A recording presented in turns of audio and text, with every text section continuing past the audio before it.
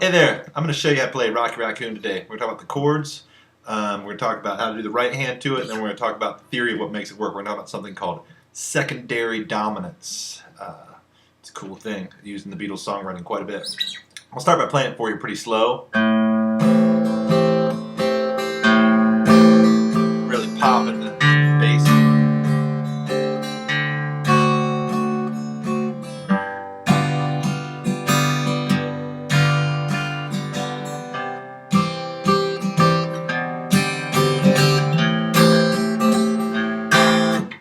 Ultimate campfire killer song. Super fun. So the first chord we're going to play is we're going to play A minor 7. We're going to play an A minor chord here in the open position. We're going to add a G on the first string at the 3rd fret. Next chord we're going to go to is we're going to go to D7 sus4. Oh, fancy name. It'd be written as D7 sus4, meaning it's a D7 chord, but this F sharp, which is a 3rd, we're going to suspend that 3rd, move it up a half step to G. Make us a little melody. Then down to the F sharp. Right. Next thing we go to is G7. Bring those fingers in, middle and ring come down a string, pointer finger comes up to is just C major. But we're going to keep that pinky on the 1st string at the 3rd fret, giving us a G up there, little jangle. Bass line goes down a half step. So you lift up your middle and your ring, bring your middle finger to the 2nd fret of the 5th string. We start over. Those are the chords. The second thing is this right hand, getting the Paul McCartney kind of right hand thing going here. It's pretty fun to do. Your thumb's going to play the bass. We'll just take on the first chord. And to start with, to play it in 4 time, we're going to play thumb, strum, strum, strum. And we do that with our pointer finger going down. Right, then he kind of has this little kind of swinging. On the way back up, he's grabbing those strings with his pointer finger again.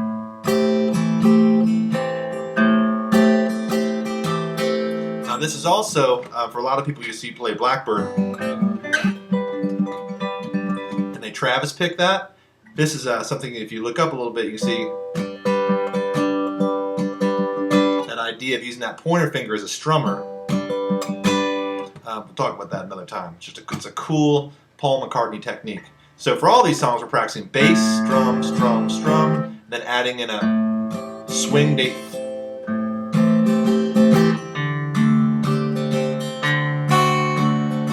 Make sure you play that bass on the 4th string for that D. They're all root position. Root position means you're playing the name of the chord in the bottom in the bass. Until we get to this C slash B. B in the bass, and it starts over. Now the other idea I wanted to talk about, because it's a pretty easy song to play, is the songwriting aspect of it, which is this song we think of as being in the key of C or A minor, right? But if we think of it in the key of C, we have no sharps and flats, and we have our 1 chord is C, our 2 chord would be D minor, 3 chords E minor, 4 chords F major, 5 chords G7. Our 6th chord is A minor, so we call this progression a 6. Now this next chord here, this D7, is what we call, it's a non-diatonic chord in that key, meaning it has an accidental, but it's a dominant chord, it's D7. A dominant chord is called it because it has a relationship where it really wants to go to its 1.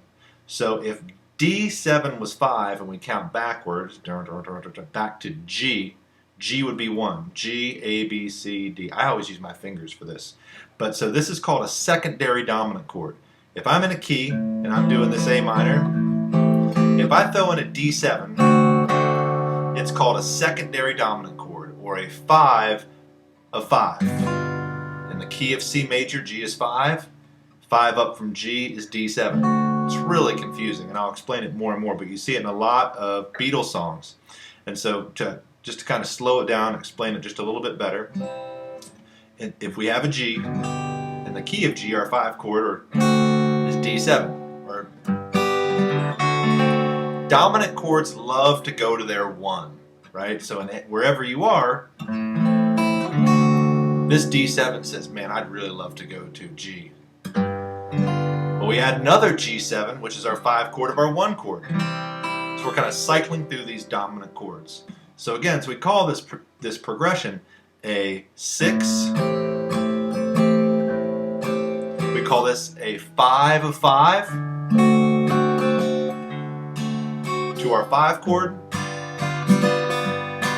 to our 1 chord. Now, so you can have a secondary dominant of any chord. So I could have a 5 of 2.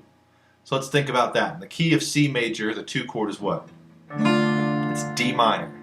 What's up 5 from D? D, E, F, G, A. So watch this. What if I said, I'm going to do C major. Here comes my 5 of 2.